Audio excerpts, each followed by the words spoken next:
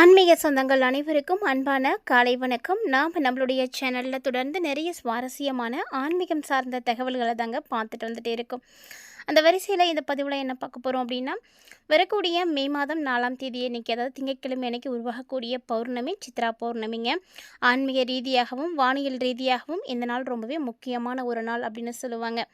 So பௌர்ணமி திதி எப்போ ஆரம்பமாகுது அப்படின்னு பார்த்தீங்கன்னா, மே மாதம் 3ஆம் தேதி 2026 ஞாயிற்றுக்கிழமை மாலை சுமார் 5:45 மணிக்கு மேலே வந்து தொடங்குது. இந்த பௌர்ணமி திதி எப்போ முடிவடையுது அப்படின்னா, மே மாதம் 4ஆம் தேதி 2026 திங்கட்கிழமை மாலை சுமார் 4:30 மணி அளவில் வந்து முடிவடையுதுங்க.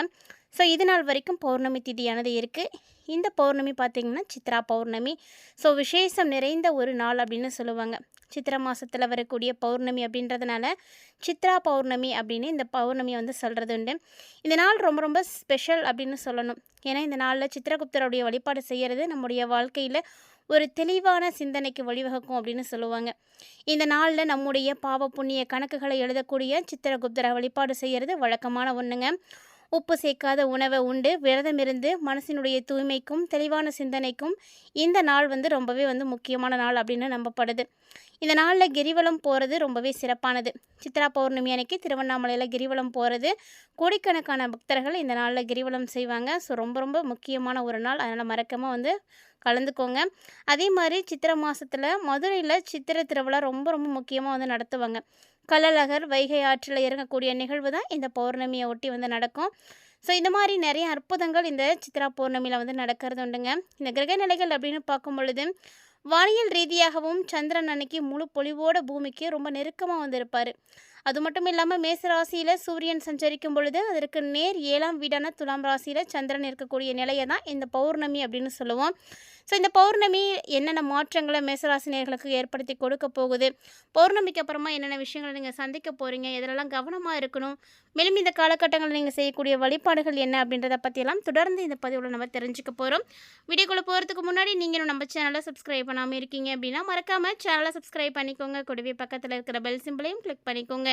அப்போ தான் நாங்கள் போடக்கூடிய வீடியோக்கள் எல்லாமே உங்களுக்கு நோட்டிஃபிகேஷன் உடனுக்குடன் வந்தடையும். நீங்களும் பார்த்து பயன்பெறலாம். வாங்க வீடியோக்குள்ளே போகலாம். பொதுவாக பௌர்ணமி அப்படிங்கிறது மாதம் மாதம் வரக்கூடிய ஒரு நிகழ்வு தாங்க. ஆனாலுமே கூட ஒவ்வொரு மாதத்தில் வரும் பொழுதுமே அது தனித்துவத்தோடு தான் வந்து தெரியும். ஸோ அப்படி பார்க்கும் பொழுது பௌர்ணமி சித்ரா பௌர்ணமி ரொம்பவே முக்கியமான ஒரு பௌர்ணமி தான். ஏன்னா தமிழ் மாதத்தினுடைய தொடக்க மாதத்தில் வரக்கூடிய பௌர்ணமி அப்படிங்கிறத தாண்டி இது ரொம்பவே ரொம்ப விசேஷம். சித்திரகுப்தரை இந்த நாளில் வழிபாடு செய்வாங்க. நம்முடைய வாழ்நாளில் நம்ம செய்திருக்கக்கூடிய பாவங்கள் புண்ணியங்கள் நம்மளுடைய தலையெழுத்தை, அதாவது பாவ புண்ணிய கணக்குகளை எழுதக்கூடியவர் தான் இந்த சித்திரகுப்தர். சித்திரகுப்தரை நீங்கள் வழிபாடு செய்திருக்கீங்களா அப்படின்னு மறக்காமல் கமெண்ட் பண்ணுங்கள். பௌர்ணமிக்கு பிந்தைய காலத்தை மேசராசிக்காரங்களே உங்களுக்கு கிரகங்களுடைய அடிப்படையில் ஏற்படக்கூடிய பொது பலன்கள் எப்படி இருக்க போகுது, மேலும் அதற்கேற்ற எளிமையான பரிகாரங்கள் என்ன அப்படின்றத நம்ம தொடர்ந்து பார்க்க போகிறோம். ஸோ கண்டிப்பாக உங்களுக்கு ரொம்பவே யூஸ்ஃபுல்லாக இருக்கும். எங்கேயும் ஸ்கிப் பண்ணிடாமல் தொடர்ந்து பார்த்து பயன்பெறுங்க. இந்த காலகட்டங்களில் மேசராசி நேயர்களுக்கு முதல்ல கிடைக்கக்கூடியது அப்படின்னா மனதினுடைய தெளிவு தாங்க. ஸோ பௌர்ணமி முடிஞ்சதுமே சந்திரன் தேய்பிரை நோக்கி நகரும் பொழுது கடந்த ஒரு சில நாட்களாக இருந்து வந்த மனக்குழப்பங்கள் எல்லாமே உங்களுக்கு நிச்சயமாக வந்து நீங்கிடும். இந்த மனக்குழப்பங்கள் நீங்கும் பொழுது ஒரு தெளிவான முடிவு எடுக்கக்கூடிய சூழ்நிலைகள் எல்லாம் உங்களுக்கு உருவாகும். ஸோ உங்கள் மனசில் இருக்கக்கூடிய அந்த சஞ்சலங்கள் எதெல்லாம் வந்து நீங்கள் மாற்றணும் அப்படின்னு நினைக்கிறீங்களோ, இதெல்லாம் வந்து ரொம்ப குழப்பத்தோடு இருந்துட்டு இருந்ததோ அது எல்லாமே சரியாக போகும். ஸோ உங்களுக்கு ஒரு தெளிவு கிடச்சிடும். அதுக்கப்புறமா உங்களுக்கு அந்த மனக்குழப்பம் அப்படின்றது கண்டிப்பாக வரவே வராது. இந்த ஒரு தெளிவை தான் பௌர்ணமியானது உங்களுக்கு ஏற்படுத்தி கொடுக்க போகுதுன்னே சொல்லணும். அதே போல் தொழில் மற்றும் வேலை சார்ந்த விஷயங்களும் பார்த்திங்கன்னா ரொம்ப நல்லா இருக்குங்க. ஏன்னா இந்த காலகட்டங்களில் உங்களுடைய வேலையும் சரி, உங்களுக்கு வேலையில் இருந்து வந்த நெருக்கடிகளும் சரி குறைய தொடங்க ஆரம்பிச்சிடும். அது மட்டும் இல்லாமல் கூட வேலை செய்யக்கூடியவங்கள்ட்ட கருத்து வேறுபாடுகள் இருந்துச்சு அப்படின்னா அதுவுமே நீங்கி ஒரு இணக்கமான சூழ்நிலைகளானது காணப்படும். புதிய புதிய முயற்சிகளில் மட்டும் கொஞ்சம் நிதானமாக இருங்க. ஏன்னா ஆல்ரெடி உங்களுக்கு 7.5 சனியானது நடந்துகிட்டு இருக்குது. அப்படின்ற பட்சத்தில் மேசராசிக்காரங்க எல்லாருமே கொஞ்சம் கவனமாக தான் இருக்கணும். நிதானமாக இருங்க, வார்த்தைகளில் கவனமாக இருங்க. யார்கிட்ட பேசுகிறோம், எப்படி பேசுகிறோம், எந்த சூழ்நிலைகளில் பேசுகிறோம் அப்படின்றதெல்லாம் ரொம்ப ரொம்ப முக்கியமானது. ஏன்னா நீங்கள் பேசக்கூடிய வார்த்தைகள் பல பிரச்சனைகளுக்கு வந்து வழிவகுத்துடும்.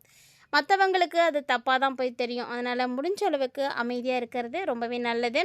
பொருளாதார சார்ந்த நிலைகளை பொறுத்த வரைக்கும் மேசராசி நேயர்களுக்கு இந்த காலகட்டங்களில் பிரச்சனைகள் அப்படின்னு எதுவும் இல்லை. ஏன்னா, ஆல்ரெடி உங்களுக்கு பார்த்தீங்கன்னா, வேலையில இருக்கக்கூடிய நெருக்கடிகள் வந்து குறைய ஆரம்பிச்சிடும். எதிர்பாராத செலவுகள் மட்டும் எப்பயாவது உங்களுக்கு வரதான் செய்யும். இந்த எதிர்பாராத செலவுகள மட்டும் நீங்க சரி பண்ணணும் அப்படின்னா, கட்டாயமா சிக்கனம் வந்து அவசியமான ஒண்ணுங்க. அதேபோல உங்களுடைய பணம் எங்கேயும் நிலுவையில நின்னுட்டு இருக்கு அப்படின்னா, அந்த தொகை இப்போ உங்களுக்கு கைக்கு வரதுக்கான வாய்ப்புகள்லாம் இருக்கு. ஸோ, எக்கச்சக்கமான விஷயங்கள் உங்களுக்கு நல்லபடியாவே நடக்கப் போகுது. அதாவது உங்களுடைய தொழிலும் சரி, குடும்பமும் சரி, பொருளாதாரமும் சரி, ரொம்ப நல்ல நிலைக்கு தான் வரப்போகுது. அதை தாண்டி ஆரோக்கியம் அப்படின்னு பார்க்கும் பொழுது, நிச்சயமா ஏதாவது ஒரு பிரச்சனைகள் இருக்கத்தான் செய்யும். ஏன்னா, இந்த காலகட்டங்களே பார்த்தீங்கன்னா, கோடை காலம் தான். வெயிலுடைய தாக்கம் அதிகமா இருக்கிறதுனால, உஷ்ணம் சம்மந்தப்பட்ட உபாதைகள் அடிக்கடி வரத்துக்கு வாய்ப்புகள் இருக்கு. அதனால நெறைய நீர் குடிக்கிறது, உடல வந்து குளிர்ச்சியா வச்சுக்கிறது, இந்த மாரி நெறைய விஷயங்கள செய்யறது உங்களுடைய ஆரோக்கியத்துக்கு ரொம்பவே நல்லது. மேலும் இந்த காலகட்டங்கள்ல ஏற்படக்கூடிய அற்புதமான கிரகங்களுடைய மாற்றங்களானது உங்களுடைய வாழ்க்கையில நெறைய நன்மைகளை ஏற்படுத்தி கொடுக்கப் போகுது. அதே நேரம் ஒரு சில சூழ்நிலைகள்ல நெறைய சவால்களையும் கொடுக்கப் போகுது அப்படின்னு தான் சொல்லணும். இந்த மே மாதம் வரக்கூடிய பௌர்ணமி ரொம்ப அற்புதமான பௌர்ணமி. ஸோ வரக்கூடிய பௌர்ணமியில கண்டிப்பா நீங்க வழிபாடுகள் செய்யுங்க. வழிபாடுகள் அப்படின்னு பார்க்கும் பொழுது நிறைய விஷயங்கள் இருக்குது. இந்த பௌர்ணமி அப்படிங்கிறத விரதம் இருக்கிறதுக்குரிய அற்புதமான நாள். பௌர்ணமியில் விரதம் இருக்கும் பொழுது நமக்கு பல பிரச்சனைகள் வந்து சரியாக போகும். எப்படி அமாவாசையில் நம்ம விரதம் இருந்து வழிபாடுகள் செய்கிறோமோ அதே போல் பௌர்ணமிலையும் விரதம் இருந்து வழிபாடுகள் செய்யலாம். இந்த பௌர்ணமியில் நீங்கள் காலையிலேருந்து மாலை வரைக்கும் உபவாசம் இருந்து பால் பழம் அருந்தி கூட நீங்கள் விரதம் இருக்கலாம். சிவபெருமான், அம்மன் இவங்களெல்லாம் வழிபாடு செய்கிறது ரொம்ப நல்லது.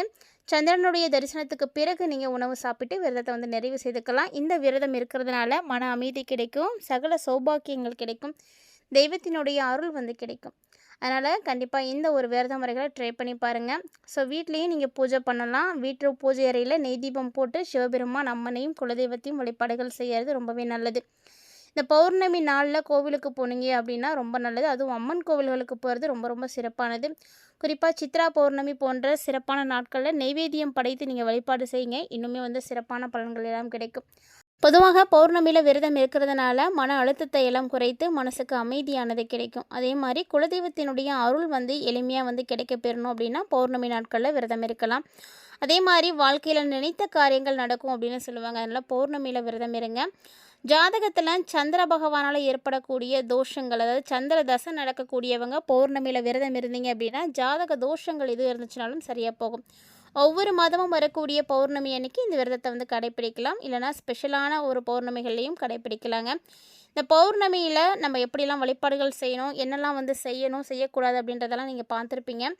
இப்போது மேசராசி நேயர்கள் இந்த காலகட்டங்களில் நீங்கள் செய்யக்கூடிய எளிமையான பரிகாரம் என்ன அப்படின்றத நோட் பண்ணிக்கோங்க. இந்த பரிகாரத்தை நீங்கள் செய்யும் பொழுது கிரக மாற்றங்களால் ஏற்படக்கூடிய பல பிரச்சனைகள் வந்து சரியாக போகும். ஸோ மேசராசி நேயர்கள் அப்படின்னு பார்க்கும் பொழுது உங்களுடைய ராசிக்கு அதிபதியாக இருக்கக்கூடியவர் செவ்வாய் பகவான். ஸோ செவ்வாய் பகவான் உங்களுடைய ராசி அதிபதி அப்படின்றதுனால உங்களுக்கு செவ்வாய்க்கிழமையில் முருகன் வழிபாடு ரொம்ப சிறப்பானதாக இருக்கும். ஸோ தொடர்ந்து மேசராசிக்காரங்க செவ்வாய்க்கிழமை முருகப்பெருமான வழிபாடுகள் செய்கிறதும், இல்லைன்னா வந்து தினசரி வந்து கந்தசஷ்டி கவசத்தை வந்து வாசிக்கிறது, இல்லைன்னா கேட்கறது, இந்த மாதிரி விஷயங்களை நீங்கள் செய்யும் பொழுது உங்களுக்கு ஒரு தைரியம் கிடைக்கும், தன்னம்பிக்கை வந்து கிடைச்சிடும். அதே போல் செவ்வாய்க்கிழமைன்னா நீங்கள் முருகன் கோவிலுக்கு செவ்வரளி மலர்களால் முருகனை வழிபாடுகள் செய்யாது ரொம்ப ரொம்ப ஸ்பெஷலான ஒரு பலன்களை கொடுக்கும். மறக்காமல் ட்ரை பண்ணி பாருங்கள். அதே போல் ஏதாவது ஒரு நாளில் உங்களுடைய குலதெய்வத்தை மனசார நினச்சிட்டு நெய் தீபம் போட்டு வழிபாடுகள் செய்யுங்க. இந்த ஒரு பரிகாரத்தையும் நீங்கள் செய்யலாம். இது செய்கிறதுனால உங்களுக்கு இருக்கக்கூடிய தடைகள் எல்லாமே வந்து உடைக்க ஆரம்பிக்கும். ஸோ குலதெய்வத்தின் மூலமாக மட்டும்தான் உங்களுடைய பல பிரச்சனைகள் வந்து சரி பண்ண முடியும். அதே போல் இன்னும் எளிமையாக செய்யக்கூடிய விஷயம் என்னென்னா, வழிபாடுகள் செய்ய முடியாதவர்கள் எல்லாருமே இயலாதவர்களுக்கு எந்தாவது ஒரு தானங்கள் வந்து செய்யுங்க. ஸோ அந்த தானங்கள் அப்படின்னு பார்க்கும் பொழுது அது உணவாகவும் இருக்கலாம், உடையாகவும் இருக்கலாம். உங்களுக்கு என்ன முடியுமோ செய்யுங்க. அப்படி ஒருவேளை மேசராசிக்காரங்க நீங்கள் தானங்கள் செய்யணும்னு நினைக்கிறீங்க, இல்லை வந்து உடை தானம் செய்யணும்னு நினைக்கிறீங்கன்னா அது வந்து சிவப்பு கலரில் இருக்கிற மாதிரி பாருங்கள்.